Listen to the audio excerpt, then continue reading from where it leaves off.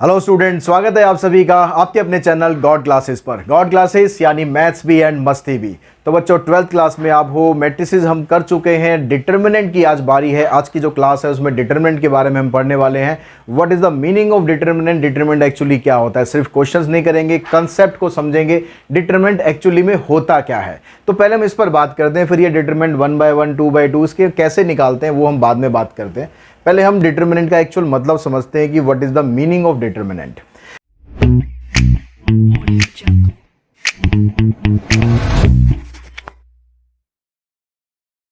Determinant तो आप लोगों को अगर याद हो तो आप लोगों ने 10th क्लास के अंदर कुछ इक्वेशंस पढ़ी थी।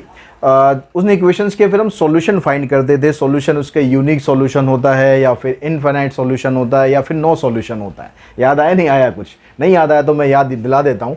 आपके पास मान लो एक इक्वेशंस है a1x plus b1y equals to c1, a2x plus b2y equals to c2। उसके बाद फिर हम इसका जो सॉल्यूशन है ना वो चेक करते थे, भाई सॉल्यूशन इसका यूनिक है या नहीं है। तो उसके लिए हम क्या करते थे कि हम भाई a1 upon a2 is not equals to b1 upon b2। अगर ये आता था तो डिपेंड करता था कि भाई सॉल्यूशन जो है इसका वो यूनिक सॉल्यूशन है। ऐसे ही कुछ था, अगर आप लोगों को याद हो तो। और जब इन दोनों को इक्वल हम कर देते थे तो उसके बाद हमें फिर C1 C2 की ज़रूरत पड़ती थी। अगर ये बराबर नहीं था तो नो सॉल्यूशन होता है, और अगर ये बराबर है और ये भी बराबर है तो इसका मतलब सॉल्यूशन हमारा इनफाइनाइट सॉल्यूशन होता था। ठीक है, इस तरह हमारे पास 3 सिचुएशन आती थी। इन तीनों सिचुएशंस के अंदर जो आपके पास ये जो पहले जो 2 नंबर हैं ये डिसाइड करते हैं कि हमारा सॉल्यूशन किस तरीके का बन रहा है। अगर हम इन दोनों को निकालें यहाँ पर, मतलब हमारे पास 2 कंडीशन आएंगी भाई a1 अगर इसको क्रॉस मल्टीप्लाई करें तो हमारे पास नंबर क्या आएगा a1 b2 और इक्वल्स टू या नॉट इक्वल्स टू डिपेंड करेगा। ठीक है, a2 b1। इसको मैं इस साइड ले आता हूं तो ये बनेगा हमारे पास a1 b2 minus a2 b1। अब यहां से जो भी नंबर हमें मिलेगा वो नंबर हमें बताएगा कि हमारा सॉल्यूशन क्या यूनिक बनेगा या नहीं बनेगा। अगर यूनिक नहीं बनेगा तो फिर क्या बनेगा, तो या तो वो नो सॉल्यूशन बनेगा या इनफाइनाइट बनेगा। ठीक है, वो डिपेंड करेगा इस वैल्यू के ऊपर। अगर ये वैल्यू, इसको जब हम इधर लेकर आए तो ये वैल्यू जो है यहां पर 0 के बराबर आ गई। अगर ये नॉट इक्वल्स टू 0 आएगा तो हमारे पास यूनिक सॉल्यूशन होगा। अगर ये 0 आ गया तो फिर हम उसके बाद इसको चेक करेंगे, लेकिन हमारा सॉल्यूशन यूनिक नहीं होगा। ठीक है, ये चीज़ हमें ध्यान रखनी है। यानी ये जो नंबर आएगा ना यहाँ पर, इसको सॉल्व करने पर जो नंबर आएगा हमारे पास, उसी नंबर को हम बोलते हैं डिटर्मिनेंट। तो डिटर्मिनेंट हमारे पास क्या है, determinant is equals to a1 b2 minus a2 b1। इसको हम बोलते हैं डिटर्मिनेंट, जो कि किसी भी इक्वेशन का हमें ये बताएगा कि इसके सॉल्यूशन किस तरीके के हैं, सॉल्यूशन इसके पॉसिबल हैं भी या सॉल्यूशन इसके पॉसिबल नहीं है। ठीक है, अब हम यहाँ पर निकालना सीखेंगे कि डिटर्मिनेंट अगर 1 by 1 मैट्रिक्स हो तो डिटर्मिनेंट कैसे निकालना है, 2 by 2 हो तो कैसे निकालना है, 3 by 3 हो तो कैसे निकालना है। जो बेसिक कंसेप्ट है सारा वो समझेंगे। अब यहाँ पर उसको बेसिक कंसेप्ट को समझने के लिए एक क्वेश्चन तो देखो आपका 1 नंबर में यही बनता है कि व्हाट इज द डिटर्मिनेंट। अब व्हाट इज द डिटर्मिनेंट अगर आता है तो वो सारा मैंने सिर्फ समझाने के लिए आपको बताया डिटर्मिनेंट एक्चुअली में क्या है। लेकिन जब आप इसको डिफाइन करोगे डिटर्मिनेंट को तो आपको क्या लिखना है, to every square matrix A. मतलब डिटर्मिनेंट निकालने के लिए सबसे पहली कंडीशन तो ये कि मैट्रिक्स स्क्वायर होनी चाहिए। अगर मैट्रिक्स स्क्वायर नहीं है तो आप डिटर्मिनेंट फाइंड नहीं कर सकते। We can associate a unique real number is called determinant of the matrix A and is denoted by determinant of A। या तो आप इसको ऐसे लिखोगे वर्ड्स में, या फिर जो जैसे मॉडुलस का सिंबल होता है ना, इस तरीके का सिंबल हम लगाते हैं, लेकिन ये मॉडुलस नहीं है। डिटर्मिनेंट ऑफ A अगर आप ऐसे लिखते हो, ये मॉडुलस नहीं है, इज नॉट ए मॉडुलस। ठीक है, अगर यहाँ पर वैल्यू नेगेटिव आती है तो नेगेटिव ही रहेगी, वैल्यू पॉजिटिव आती है तो पॉजिटिव ही रहेगी। जैसे मॉडुलस में क्या होता है, नेगेटिव वैल्यू को भी हम पॉजिटिव कर देते हैं, पॉजिटिव को भी नेगेटिव कर सकते हैं। तो determinant of A can be negative और पॉजिटिव, जैसे मर्जी ये हो सकता है।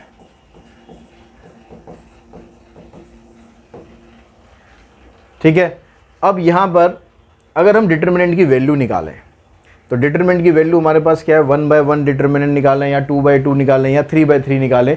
ये डिटर्मिनेंट अगर हम निकालते हैं तो अगर हम सिर्फ 1/1 की बात करें, 1/1 मतलब आपके पास एक ही एलिमेंट है।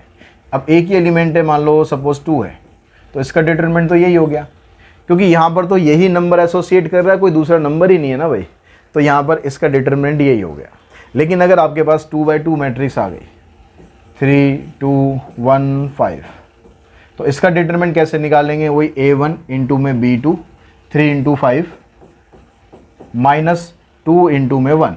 जैसे अभी हमने पिछली स्लाइड में समझा कि डिटरमिनेंट क्या होता है, a1 b2 minus b2 a1। इसको आप सॉल्व करोगे, ये आ जाएगा 15 माइनस 2, यानी आंसर आ जाएगा हमारे पास 13। तो 13 इस मैट्रिक्स का डिटरमिनेंट है। अब बात करते हैं हम 3/3 डिटर्मिनेंट की। अगर 3/3 मैट्रिक्स है तो उसका डिटर्मिनेंट कैसे निकालते हैं, और इसी को ज़्यादा आपको समझने की ज़रूरत है, क्योंकि 1/1 तो खैर क्वेश्चन आएगा ही नहीं। 2/2 के क्वेश्चन बड़े आसान बन जाते हैं डिटर्मिनेंट में। 3/3 में डिटर्मिनेंट हम कैसे निकालते हैं, मान लो हमारे पास कोई एक मैट्रिक्स ले लेते हैं हम,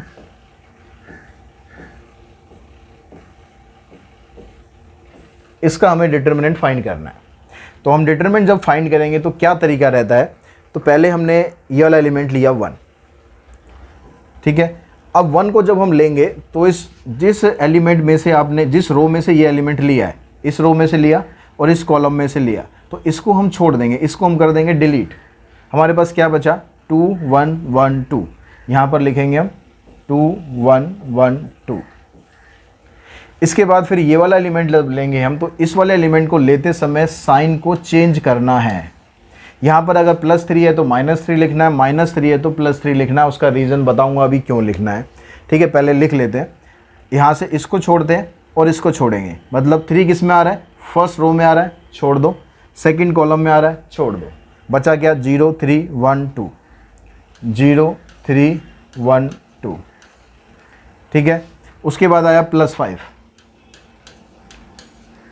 तो +5 में क्या करेंगे, इस रो को छोड़ेंगे, इस कॉलम को छोड़ेंगे, 0 2 3 1, ये आ गया 0 2 3 1, ठीक है।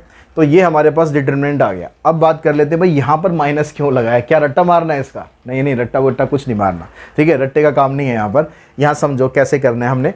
जब हमने इसको लिया तो हमने इसको छोड़ा और इसको छोड़ा। इसको छोड़ने के बाद क्या हुआ, इससे अगला एलिमेंट लिखा हमने 2 1, फिर आया 1 2, फिर आया 1 2, ठीक है। अब जब हमने इसको छोड़ा तो इसको जब हम छोड़ेंगे तो एलिमेंट क्या लिखना चाहिए था हमें, 1 2, फिर लिखना चाहिए था हमें 0 3, लेकिन हमने उल्टा लिखा हुआ है। हमने 1 2 बाद में लिखा हुआ है, 0 3 पहले लिखा हुआ है, इसलिए जो ऑर्डर हमने उल्टा करा है उसको बैलेंस करने के लिए माइनस साइन लगाते हैं।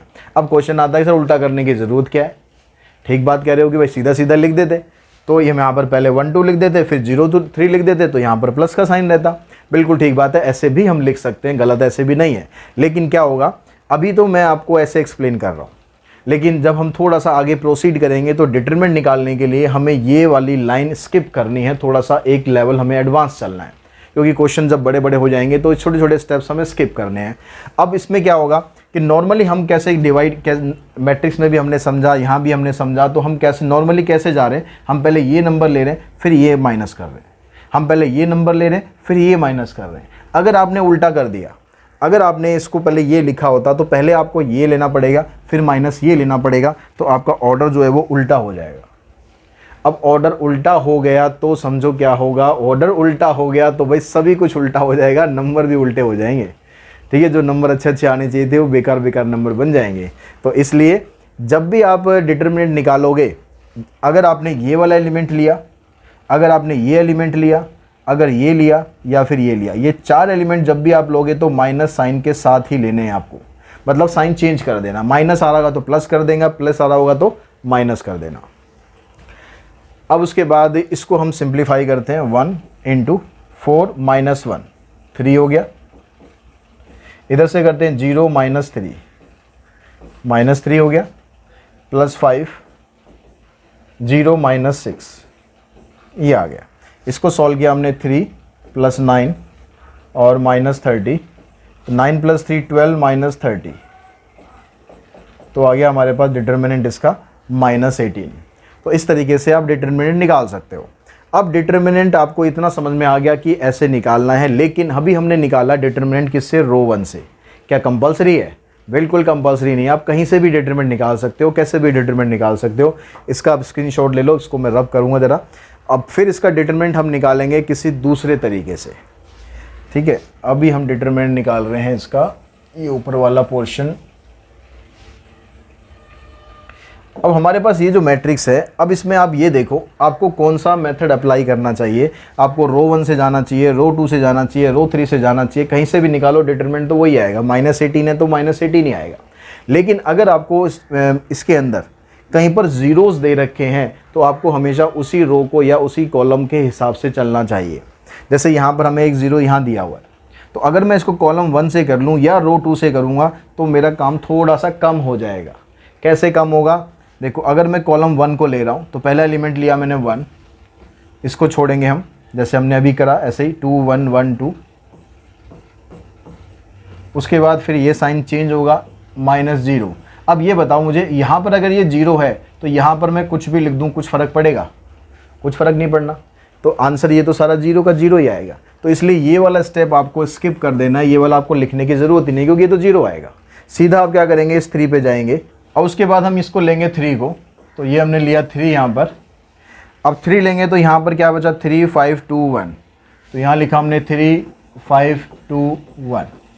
अब सिंप्लीफाई करो, इधर आ गया 1 आपके पास, 4 - 1 3, ये तो 0 ही रहेगा, +3। इधर से आ जाएगा 3 - 10 -7। तो यहाँ 3 आया, यहाँ -21, आंसर आ गया -18। तो चाहे आप ऐसे निकालो चाहे ऐसे निकालो, आंसर आपका हमेशा सेम ही रहेगा। तो जब भी आपके पास जीरोज़ मिल जाए, आपको जीरोज़ 1 मिल जाए अच्छी बात है, 2 मिल जाए तो बहुत अच्छी बात है, और आसान हो जाएगा। मान लो यहाँ पर भी 0 होता तो हमें सिर्फ ये सॉल्व करना होता। तो इस तरह से 1 by 1, 2 by 2, 3 by 3, इन सब के डिटरमिनेंट आप इस तरीके से सिंप्लीफाई कर सकते हो। अब दूसरा जो कंसेप्ट है आपकी जो फर्स्ट एक्सरसाइज में, उसमें कंसेप्ट आएगा माइनर और कोफैक्टर्स का। माइनस कैसे निकालने हैं, कोफैक्टर्स निकालने हैं। तो बाय डेफिनेशन अगर मैं बात करूं तो माइनर होता क्या है, तो माइनर इज ए डिटरमिनेंट, यानी माइनर भी एक डिटरमिनेंट होता है of order n should be greater than और इक्वल्स टू 2, यानी कम से कम 2 by 2 की मैट्रिक्स होनी चाहिए। 1 by 1 की होगी तो नहीं निकलेगा, कम से कम 2 by 2 की हो, 3 by 3, 4 by 4, जितनी मर्जी हो, सबके माइनर हम निकाल सकते हैं। Then the determinant of order n-1 obtained from the determinant after deleting its row and jth column is called the minor of the element। ठीक है, डेफिनेशन से थोड़ा सा कंफ्यूज हो गए तो कोई बात नहीं। पहले हम यहाँ पर एक 2 by 2 का माइनर निकालते हैं। एक 2 by 2 मैट्रिक्स लेते हैं हम, 2 1 1 3। ये हमारे पास एक डिटरमिनेंट है, इसके हमें सिर्फ माइनस फाइंड करने हैं। माइनस को हम डिनोट करते हैं कैपिटल M से। ठीक है, अब माइनर आपको यहाँ पर फाइंड करना है पहले रो पहले कॉलम का, तो इसको लिखेंगे ऐसे M11। ठीक है, M11 लिखा तो हमारे पास क्या आ गया। अब वो कह रहा है कि जो माइनर क्या होता है कि after deleting its ith row and jth column, यानी जिस एलिमेंट का आप माइनर निकालना चाह रहे हो उसके रो को और उसके कॉलम को आप माइनस उसको हटा दो, मतलब डिलीट कर दो। तो इसकी रो को हटा दिया, इसके कॉलम को हटा दिया, बचा क्या 3, तो यहाँ पर आ गया 3। फिर आप निकालो इसका M12 का।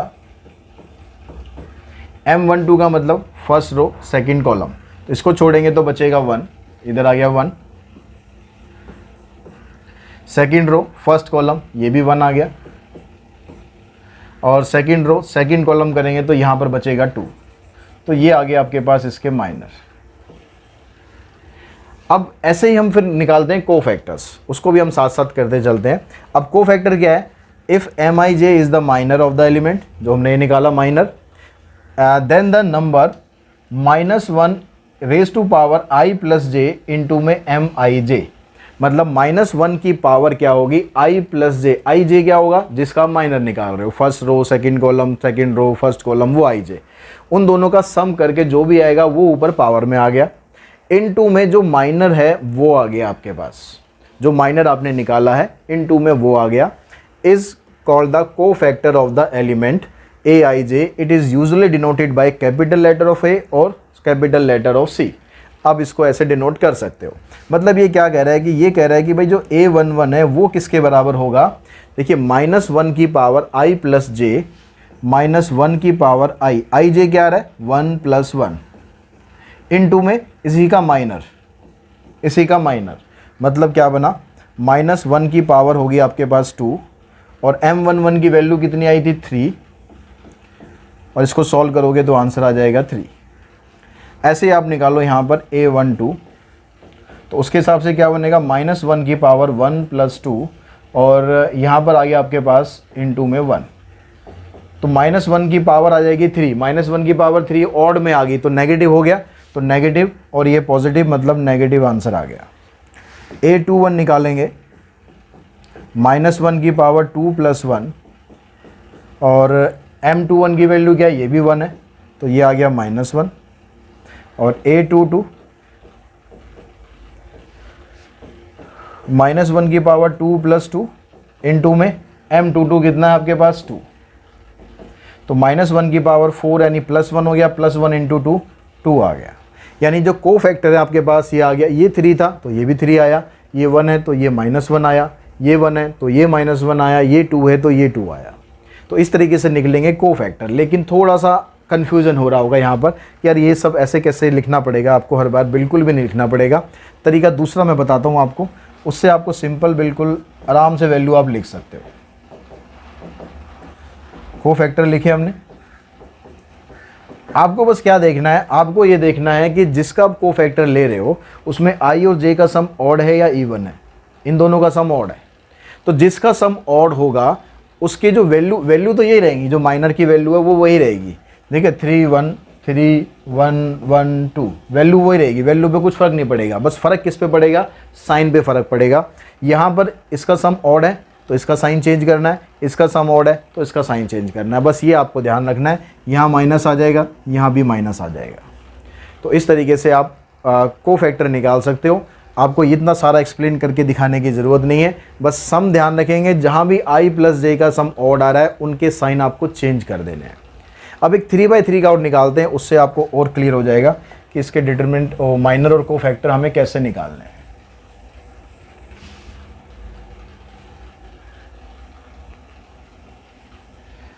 देखिए अब यहाँ पर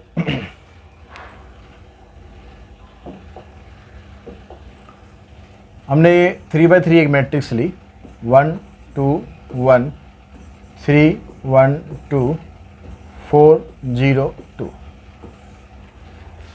अब यहाँ पर आपको माइनर निकालने, सबके 9 के 9 एलिमेंट है, m11 m12 m13 m21 m22 m23 m31 m32 और m33। तो अब यहाँ पर आपको कैसे निकालना है, जब आप निकाल रहे हो 1 1 का, तो इसका मतलब आपको क्या करना है, इस एलिमेंट के लिए आप माइनर निकाल रहे हो, ये फर्स्ट रो को और फर्स्ट कॉलम को कर दो डिलीट, फर्स्ट रो को और फर्स्ट कॉलम को कर दो डिलीट। डिलीट करने के बाद हमारे पास ये बच गया, ये क्या बच रहा है हमारे पास 1 2 0 2। आपको इसको सॉल्व करना है, बस इसको सॉल्व करेंगे तो क्या आएगा 2 - 0, आंसर आ जाएगा 2। ठीक है, जब आप इसका निकालोगे फर्स्ट रो सेकंड कॉलम, तो फर्स्ट रो को डिलीट करो, सेकंड कॉलम को डिलीट करो, आपके पास बचा 3 4 2 2 3 4 2 2। इसको सिंप्लीफाई करो, 6 - 8 आ गया -2। अब उसके बाद आप करेंगे फर्स्ट रो थर्ड कॉलम को डिलीट, तो फर्स्ट रो थर्ड कॉलम को डिलीट करोगे, यहाँ से आएगा 0, इधर से आएगा -4, तो यहाँ पर बनेगा आपके पास -4। अब आप डिलीट करो second row first column, second row को डिलीट किया, फर्स्ट कॉलम को डिलीट किया, हमारे पास आया 2 1 0 2 2 1 0 2 4 -0, ये आ जाएगा आपके पास 4। ये जैसे जैसे थोड़ा प्रैक्टिस करोगे ये सब आपको लिखने की ज़रूरत ही नहीं पड़ेगी, आप डायरेक्टली उससे सॉल्व करना सीख जाओगे। ठीक है, अब हम निकालते हैं सेकंड रो सेकंड कॉलम, इसको भी छोड़ना है, इसको भी छोड़ना है, 1 को इस 2 से मल्टीप्लाई करना है, 1 को इस 4 से करना है, तो 2 - 4 -2 आ गया। 2 3 सेकंड रो थर्ड कॉलम, 0 - 8 हो गया।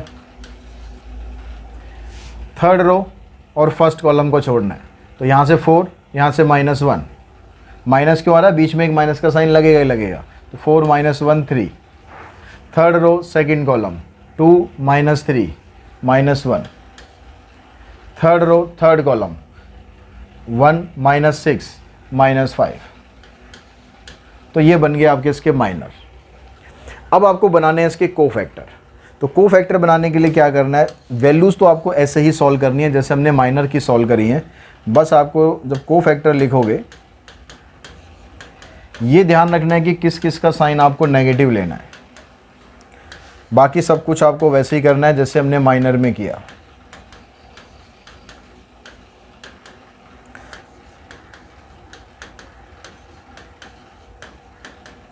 माइनर में हमने क्या किया, जिस रो या कॉलम का हमने वो निकालना था माइनर, उसको हमने डिलीट किया, डिलीट करके उसको सिंप्लीफाई कर दिया।